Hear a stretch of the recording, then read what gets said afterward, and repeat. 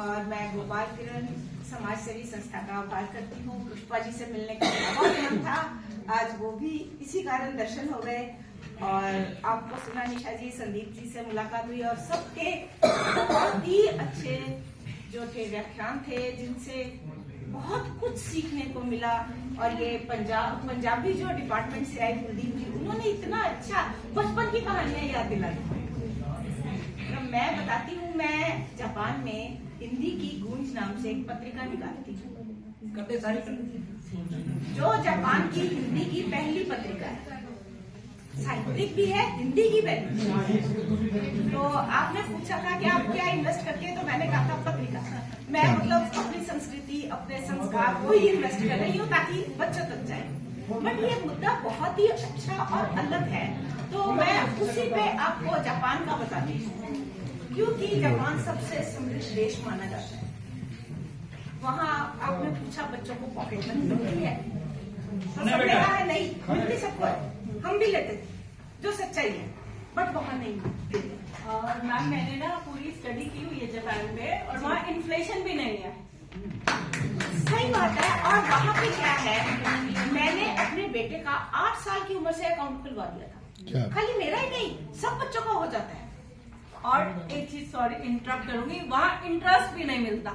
नहीं, अगर आप बैंक से कुछ पैसे डिपॉजिट करोगे, क्या बताओगे, मेरा यहाँ पे कोई अकाउंट नहीं, कुछ नहीं, वहाँ से ही होता है। तो वहाँ पे हमें इस चीज की जरूरत भी नहीं महसूस होती। लेकिन वहाँ पे क्या है, जो प्राइमरी स्कूल्स है वो 6th क्लास तक होती है। आप मानेंगे उसकी फीस क्या होती है?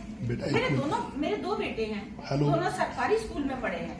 उसका मेन कारण ये था कि बच्चे इंग्लिश स्कूल जाएंगे, इंग्लिश तो आ ही जाती है। घर में मैं हिंदी बोलती हूँ ताकि मेरे बच्चों को हिंदी ना भूले। अब मेरे पोता पोती भी हिंदी बोलते हैं, लेकिन जो जैपनीज है वो उनका जो दृढ़ होगा ना, वो स्कूल सरकारी स्कूल में होगा।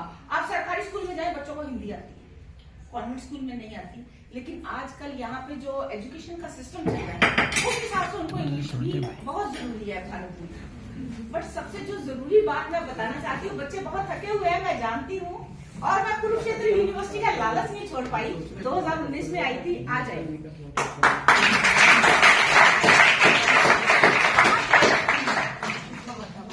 वहाँ पे बच्चे 6th क्लास तक प्राइमरी स्कूल होता है, बच्चे स्कूल जाते हैं, उनको लंच तक स्कूल से मिलता है, बच्चे ही बनाते हैं।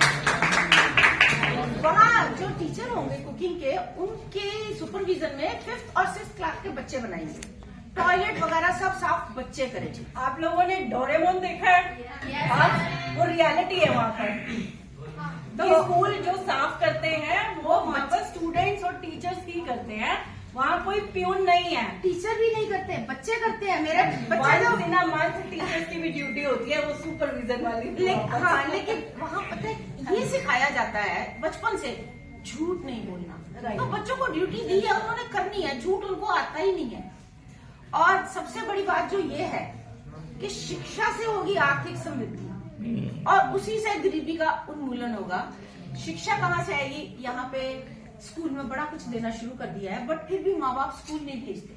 वहां पे आप स्कूल नहीं भेजेंगे, माँ बाप को जेल, क्योंकि खाना पीना सब कुछ मिल रहा है, फिर आपको क्या एक्सक्यूज है? फिर माँ बाप को बिना कारण आपको पुलिस उठा के ले जाएगी। सबसे बड़ी बात, इसलिए माँ बाप भी मजबूर है, उनको भेजना पड़ता है। बच्चे आप उसके बाद 3 साल का जो जूनियर हाई स्कूल आता है, 6 के बाद 7th 8th 9th, तब तक उनकी शिक्षा का कोई पैसा नहीं है। लेकिन उनको मॉरल एजुकेशन ऐसी मिल जाती है कि हमने खुद कमाना है तो हम हाई स्कूल पढ़ सकेंगे। 16 साल के होते तक बचपन से वो छोटे छोटे बैंक में अपना पहले गोलक में रखते हैं, उसके बाद सबसे पहला उनका अकाउंट खुलता है पोस्ट ऑफिस में। सबसे इजी होता है बच्चे को पोस्ट ऑफिस जाके पैसे डिपॉजिट करना, और छोटे बच्चे को क्रेज भी होता है देखना, पासबुक मिलती है कि हमारे इतने जमा हो गए, तो उनमें एक भावना पैदा हो जाती है जोड़ने की। स्कूल, जब बड़े स्कूल जाना है तो उसमें चूज करते हैं। कुछ लोग ऐसे भी, देखिए बच्चे हर तरह के होते हैं, कुछ लोग नहीं पढ़ना चाहते, या केयरलेस होते हैं, या थोड़े से वहां पे भी हो जाते हैं, कोई बाल पीले करके।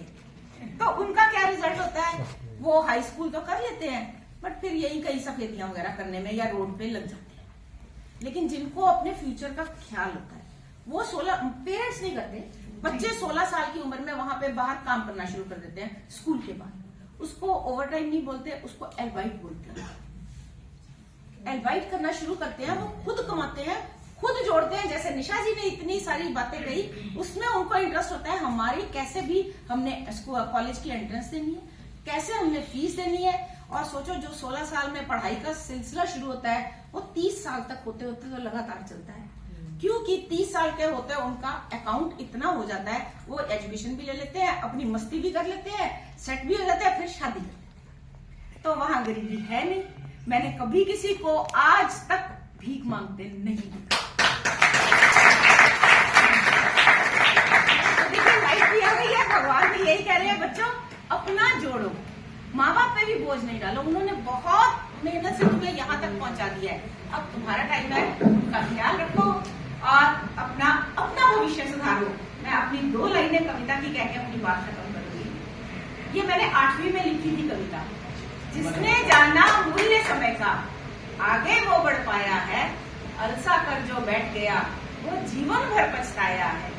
धीरे धीरे चलकर कछुआ जीत दौड़ में जाता है, एक एक तिनके से पंछी अपना नीड़ बनाता है, लेकिन अपने रहने को घर बंदर बना न पाया है। जब जब भीगा वर्षा में वो मन ही मन पछताया है। घूम धुरी पर धरती अपनी दिन और रात बनाती है, और लगाकर सूरज के चक्कर ऋतुएं जग में लाती है।